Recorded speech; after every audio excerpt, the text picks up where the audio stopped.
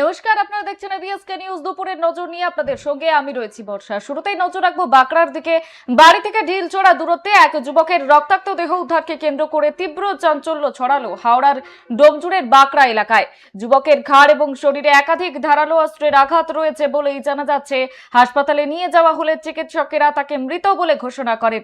Police এবং স্থানীয় সূত্রে জানা গিয়েছে, মৃত যুবকের নাম সাদ্দাম কুরেমি। তিনি বাঁকড়া ফাঁড়ির অন্তর্গত রসিকল এলাকার বাসিন্দা ছিলেন। গতকাল রাতে বাড়ির কিছুটা দূরেই সাদ্দামকে রক্তাক্ত অবস্থায় রাস্তায় পড়ে থাকতে দেখেন স্থানীয় বাসিন্দারা। তড়িঘড়ি খবর দেওয়া হয় তার পরিবারকে।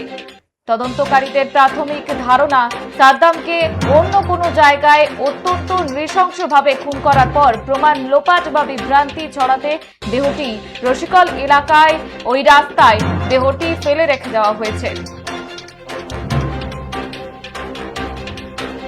এই মুহূর্তে আমাদের বাঁকড়ার দিকে নজর রয়েছে। বাঁকড়ায় যুবকের নৃশংসভাবে কুপিয়ে খুন, যুবক খুন ঘিরে তীব্র চাঞ্চল্য ছড়িয়েছে গোটা এলাকায়। যেমনটা জানাচ্ছিলাম, বাড়ি থেকে ঢিলছোড়া দূরত্বে এক যুবকের রক্তাক্ত দেহ উদ্ধারকে কেন্দ্র করে তীব্র চাঞ্চল্য ছড়িয়েছে হাওড়া ডোমজুড়ের বাঁকড়া এলাকায়। যুবকের ঘাড় এবং শরীরে রয়েছে একাধিক ধারালো অস্ত্রের আঘাত এবং হাসপাতালে তাকে নিয়ে যাওয়ার পরে চিকিৎসকেরা তাকে মৃত বলে ঘোষণা করেছে।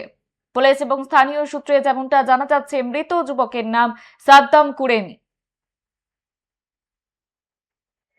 যেমনটা জানাচ্ছিলাম, পুলিশ এবং স্থানীয় সূত্রে যেমনটা জানা যাচ্ছে, মৃত যুবকের নাম সাদ্দাম কুরেশি। তিনি বাঁকড়া ফাঁড়ির অন্তর্গত রসিকল এলাকার বাসিন্দা ছিলেন। সোমবার রাতে বাড়ির কিছুটা দূরে এই সাদ্দামকে রক্তাক্ত অবস্থায় রাস্তায় পড়ে থাকতে দেখেন স্থানীয় বাসিন্দারা। তড়িঘড়ি খবর দেওয়া হয় তার পরিবারকে। তদন্তকারীদের প্রাথমিক ধারণা, সাদ্দামকে অন্য কোনো জায়গায় অত্যন্ত নৃশংসভাবে খুন করার পর প্রমাণ লোপাট বা বিভ্রান্তি ছড়াতে দেহটি রসিকল এলাকায় একটি রাস্তায় দেহটি রেখে যায়।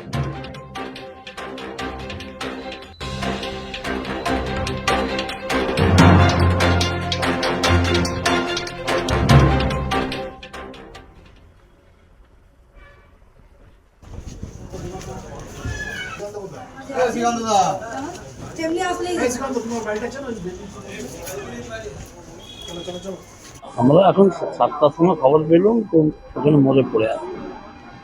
আর কিছু আমরা জানি না। আমরা অন্য বাড়িতে থাকি। এখানে লোক দেখেছে, আমার কাছে খবর 7টার সময় গেছে।